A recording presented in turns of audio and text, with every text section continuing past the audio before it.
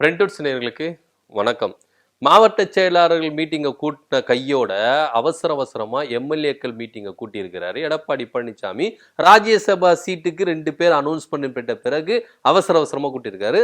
June 4ஆம் தேதி MLA meeting நடக்க போகுது. எதுக்கு இந்த எம்எல்ஏ மீட்டிங் திடீர்னு அப்படின்னு சொல்லி கேட்டோம்னா, ராஜ்யசபாவுக்கு 2 வேட்பாளர்கள் அனௌன்ஸ்மெண்ட் பண்ணிட்டாங்க அதிமுக தரப்புல இருந்து. இப்போ அதிமுக அதிர்ச்சிகரமான செய்தி என்ன அப்படின்னு பாத்தீங்கன்னா, அதிமுகவுக்கு இப்போ வெளியில பாத்தீங்கன்னா 66 எம்எல்ஏ இருக்கிறாங்க. இந்த 66 எம்எல்ஏல 4 எம்எல்ஏ பாத்தீங்கன்னா ஓபிஎஸ் உடைய ஆதரவாளர்கள். அவங்களது நீங்க மைனஸ் பண்ணிட்டீங்கன்னா 62 எம்எல்ஏ தான் இருக்கிறாங்க.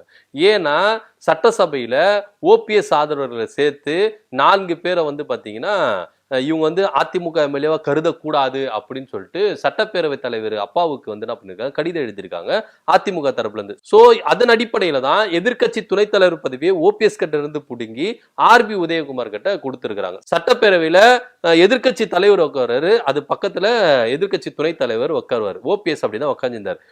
அவர் அதிமுக உறுப்பினர் இல்ல அப்படின்றதை எழுதி என்ன பண்ணுவாங்க, எழுத்துப்பூர்வமா ஒரு லெட்டர் ஒன்று சட்டப்பேரவைக்கு கொடுத்தாங்க. சட்டப்பேரவை தலைவர் என்ன பண்ணாரு, உடனே எதிர்கட்சி துணைத் தலைவர் பதவியை ஆர்பி உதயகுமார் கிட்ட கொடுத்து, ஆர்பி உதயகுமார் தான் இது வரைக்கும் எதிர்கட்சி துணைத் தலைவரா இருக்கிறார். இப்போ இவங்களுக்கு அதிமுகவுக்கு ஒரு சிக்கல் என்ன அப்படின்னு பாத்தீங்கன்னா, சட்டப்பேரவையில நீங்க என்ன பண்ணிட்டீங்க, அதிமுக எம்எல்ஏ 4 பேர் இல்ல, அதாவது ஓபிஎஸ், வைத்தியலிங்கம், மனோஜ் பாண்டியன், ஐயப்பன், இவங்க ஓபிஎஸ் உடைய ஆதரவாளர்கள், இவங்க 4 பேரும் அதிமுக எம்எல்ஏவை கருதக்கூடாது அப்படின்னு சொல்லிட்டு சட்டப்பேரவை தலைவருக்கு லெட்டர் கொடுத்துட்டாங்க. இப்போ என்ன அப்படின்னு பாத்தீங்கன்னா, இந்த 4 பேரும் இப்போ அதிமுகவுக்கு சப்போர்ட் பண்ணுவாங்களா மாட்டாங்களா அப்படின்ற ஒரு கேள்வி இருக்கு. ஏன்னா கொஞ்ச நாளைக்கு முன்னாடி பாத்தீங்கன்னா அதிரடியான அரசியல்ல இறங்கினாரு ஓபிஎஸ். இபிஎஸ் எந்த அளவுக்கு கடுமையா எதிர்க்கணுமோ அந்த அளவுக்கு கடுமையா எதிர்ப்பு நிலைமையில இருந்தாரு ஓபிஎஸ். இனி பாத்தீங்கன்னா என் முகம் சிங்க முகம் அப்படின்ற மாதிரி தான் ஓபிஎஸ் அவர்கள் பேச்சுகள்லாம் இருந்தது, நடைமுறைகள் அப்படிதான் இருந்தது.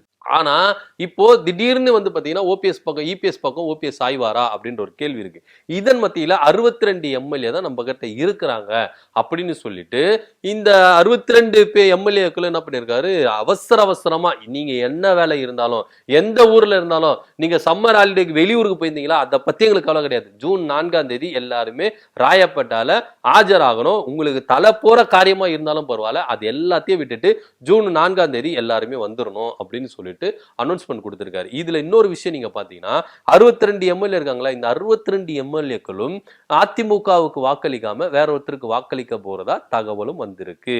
2013 விஜயகாந்துக்கு ஏற்பட்ட நிலைமை தான் இப்போ எடப்பாடி பழனிசாமி தலைமையில் இருக்கிற அதிமுகவுக்கு நேர்ந்திடும். ஏன்னா 2013 விஜயகாந்துக்கு 5 எம்எல்ஏக்கள், வேறொரு கட்சி 5 எம்எல்ஏக்கள் ஆதரவு கொடுத்தா விஜயகாந்துக்கு ஒரு ராஜ்யசபா எம்பி சீட்டு கிடைக்கும் அப்படின்னு சொல்லி தான் நம்பிக்கை இருந்தாங்க. அது பாத்தீங்கன்னா திமுக ஆதரவு கொடுக்கறதுக்கு வாய்ப்புகள் அதிகமா இருந்தது, அப்பதான் பேசப்பட்டது. ஏன்னா திமுக 5 எம்எல்ஏக்கள் விஜயகாந்துக்கு வாய்ப்பு கொடுக்கலாம், அவரு ஒரு ராஜ்யசபா எம்பி சீட்டு போகட்டும், அதனால திமுக சைட்ல இருந்து ஒரு 5 எம்எல்ஏக்கள் தேமுதிகவுக்கு ஆதரவு கொடுக்கலாம் அப்படின்ற பேச்சுகள் அடிப்பட்டது. ஆனா திடீர்னு அதிமுகவுக்கு 7 எம்எல்ஏக்கள், தேமுதிக இருக்கிற 7 எம்எல்ஏக்கள் விலை போகப்பட்டதாகவும், அவர்கள் தேமுதிகவுக்கு ஆதரவு நிலைமையில் இல்லாம அதிமுகவுக்கு ஆதரவு கொடுத்து விஜயகாந்த் முதுகுல குத்திட்டாங்க அப்படின்றத நம்ம சொல்ல போனோம். சோ இந்த நிலைமை இப்போ எடப்பாடி பழனிசாமிக்கு வர்றதுக்கான வாய்ப்புகள் இருக்கு.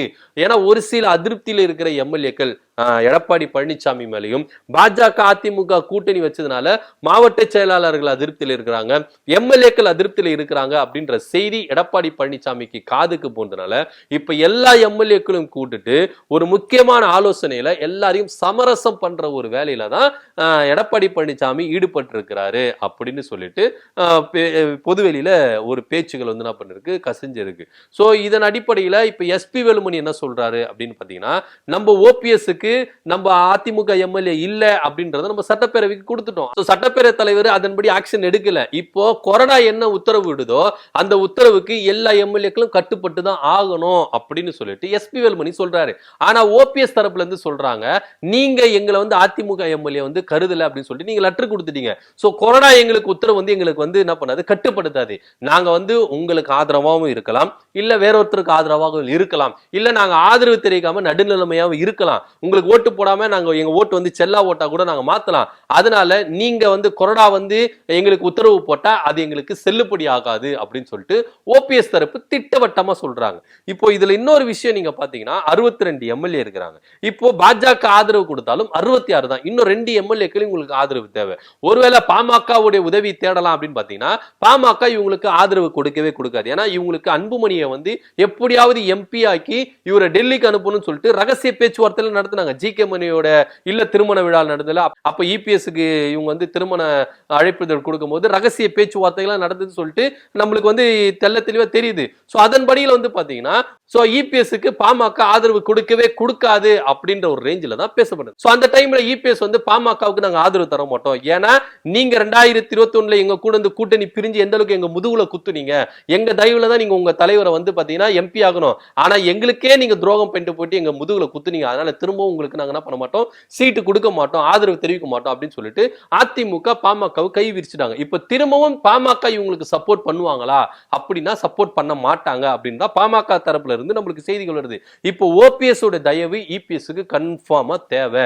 ஓபிஎஸ் கால்ல போயிட்டு இபிஎஸ் விழுந்தே ஆகணும் அப்படின்ற ஒரு ரேஞ்சில தான் ஓபிஎஸ் என்ன பண்றாரு, கெத்து காட்டிட்டு இருக்கிறாரு. ஏன்னா இப்ப பாஜகவோட சேர்ந்து ஓபிஎஸ் ஆதரவு கொடுத்தாதான் அதிமுக தரப்புல இருந்து 2 பேர் மாநிலங்களுக்கு போக முடியும், இல்ல கட்டி போக முடியாது. இதுல இன்னொரு விஷயம் என்னன்னா அதிருப்தியில இருக்கிற எம்எல்ஏக்களை எல்லாரும் கூப்பிட்டு சமரசம் பேசி அவங்களுக்கு ஸ்ட்ரிக்டா ஆர்டர் போறதுக்காகவும் எடப்பாடி பழனிசாமி எல்லா எம்எல்ஏக்களும் கூட்டி சேர்த்து ஒரு தீவிர டிஸ்கஷன்ல ஈடுபட்டு இருக்கிறாரு அப்படின்ற ஒரு செய்தி தான் அரசியல் வட்டாரத்துல பேசப்படுது.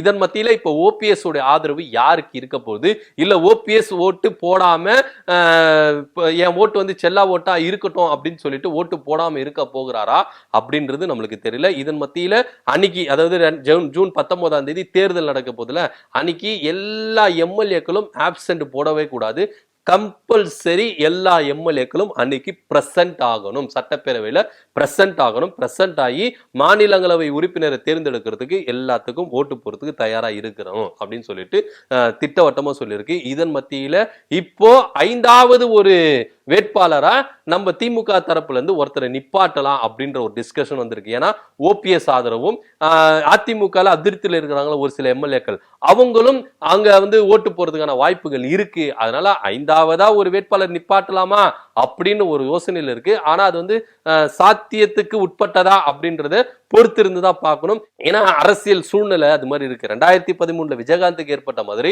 இப்ப 2025 எடப்பாடி பழனிசாமி முதுகுல குத்துறதுக்கு சில அதிருப்தி எம்எல்ஏக்கள் இருக்கிறாங்க அப்படின்ற செய்தி தான் ரொம்பவே கசிஞ்சிருக்கு. சோ இதன் பயத்தின் காரணமா தான் அவசரமா எம்எல்ஏக்களை கூப்பிட்டு எல்லாரையும் வந்து சமரசம் பண்ற முயற்சியில ஈடுபட்டு இருக்கிறாரு எடப்பாடி பழனிசாமி. அதாவது ஒரே ஒரு விஷயம் தெரியணும், நம்ம வந்து 10 பேரை எட்டி ஒதுக்கிறோம்னா 100 பேர் எட்டி ஒதுக்கிறது நம்ம பின்னாடி இருப்போம். எடப்பாடி பழனிசாமி நீங்க எத்தனை பேருக்கு நீங்க நம்பிக்கை துரோகம் பண்ணிருக்கீங்க, உங்களுக்கே ஒருத்தர் நம்பிக்கை துரோகம் பண்றவங்க உங்க கூடிய சுத்தின்னு இருப்பாங்கல்ல, அந்த மாதிரி ஒரு கதை தான் இப்ப நடக்க போகுது. பொறுத்திருந்து பார்க்கலாம் என்ன நடக்க போகுதுன்னு. எடப்பாடி பழனிசாமி அவசரமா ஜூன் 4ஆம் தேதி எம்எல்ஏக்களை மீட்டிங்ல கூப்பிட்டு இருக்கிறாரு. சோ இதன் பின்னணியில அதிமுக அதிருப்தி எம்எல்ஏக்கள் இருக்கிறாங்க அப்படின்ற ஒரு செய்தி தான். இது மாத்திரம் இல்லாம ஓபிஎஸ் உடைய ஆதரவை கேட்கறதுக்கு என்ன வழி அப்படின்றத டிஸ்கஷன் பண்றதுக்காகத்தான் இபிஎஸ் இந்த எம்எல்ஏக்களை வந்து கூப்பிட்டு இருக்கிறாரு அப்படின்ற ஒரு செய்தியை கசிஞ்சிருக்கு. இதை பத்தி நீங்க என்ன நினைக்கிறீங்க அப்படின்றத கீழே கமெண்ட் பண்ணுங்க. நன்றி, வணக்கம்.